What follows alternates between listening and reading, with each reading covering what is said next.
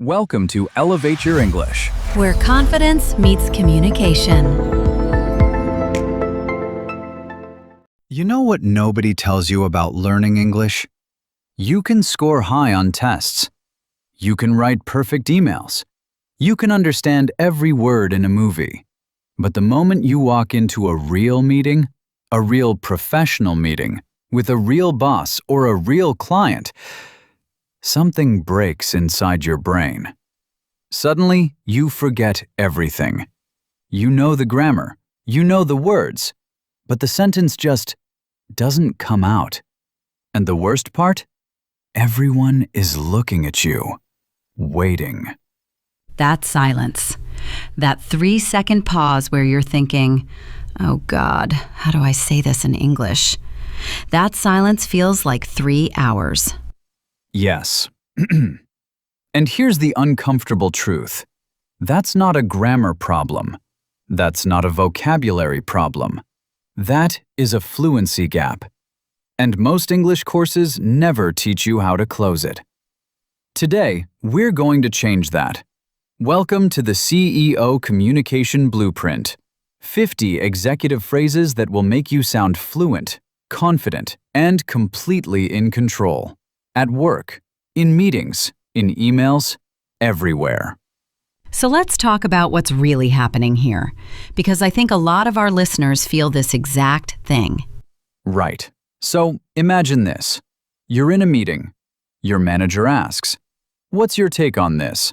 And inside your head, you have the idea. You know what you want to say. But instead of saying it clearly, you say, "I think maybe it is good idea?" And then someone else, maybe a native speaker, maybe just a more confident person, says the exact same idea, but differently. They say, "From my perspective, this approach could really drive results." And suddenly everyone nods. Same idea, completely different impact. That's the gap we're talking about. It's not about being smart. You're already smart. It's about having the right phrases, the right professional language, ready in your mouth, not just in your head. And this is why we built this episode around what we call executive phrases. These are the real sentences that CEOs, managers, and professionals use every single day. Not textbook English, not formal essay English. Real, spoken, professional English. I want to share something. I remember when I first started working in an international environment. Every Monday there was a team stand-up, a quick meeting where everyone shares updates. Very normal, very simple. And every Monday I would rehearse exactly what I wanted to say. In my head, perfect.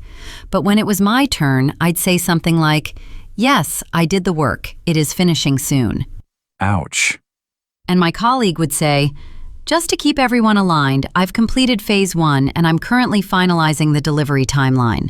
Same information, but one sounds like a professional, one sounds like a student.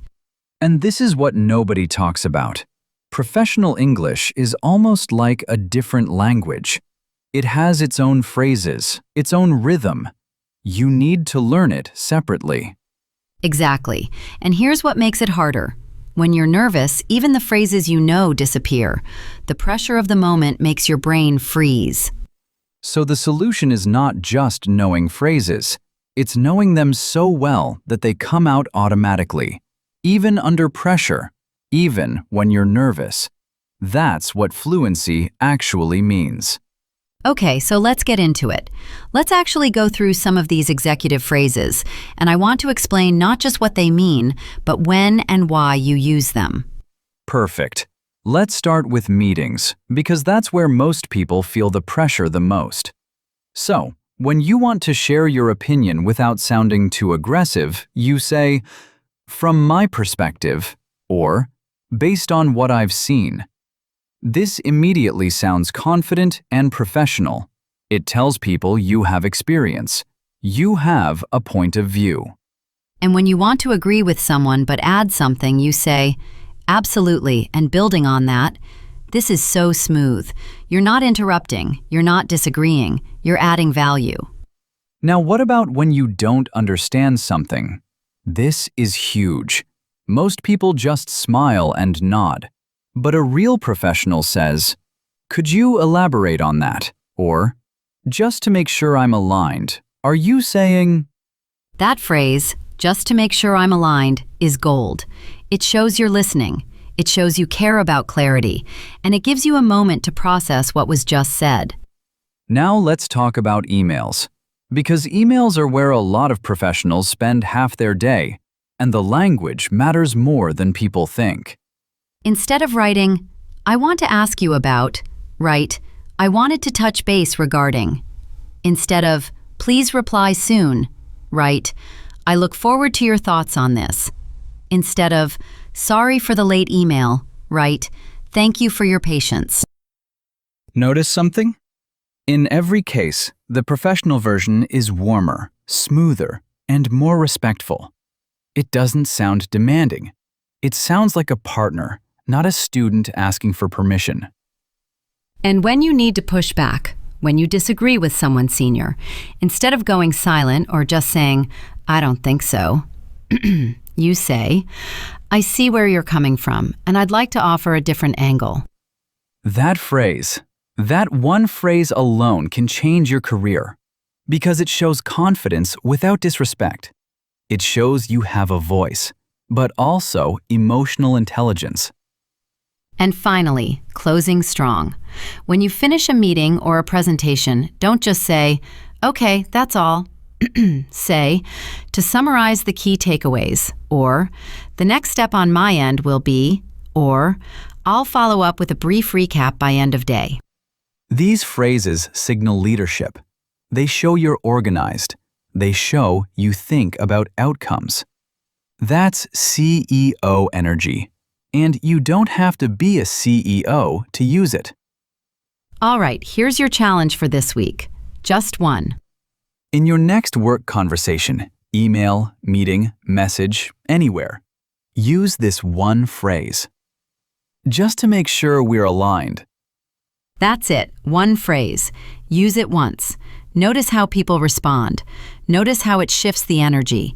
And then come back and tell us in the comments, how did it go? We actually read the comments, so tell us. Let's do a quick recap of what we covered today. We talked about why fluency isn't just about grammar. It's about having the right phrases ready automatically, even under pressure. We looked at professional English for meetings, how to share opinions, agree smartly, ask for clarity without sounding confused. We covered email language, how small word changes make you sound like a senior professional. And we talked about pushing back gracefully, disagreeing without damaging relationships. All of this together? That's the CEO communication blueprint. Now let's go through 5 vocabulary words from today's episode. These are intermediate level words, perfect for A2 to B1 learners. Word 1. Elaborate meaning. To explain something in more detail. Example. Could you elaborate on your proposal? I'd love to understand it better. Speaking question. Can you elaborate on why you want to improve your English? Word 2. Aligned meaning.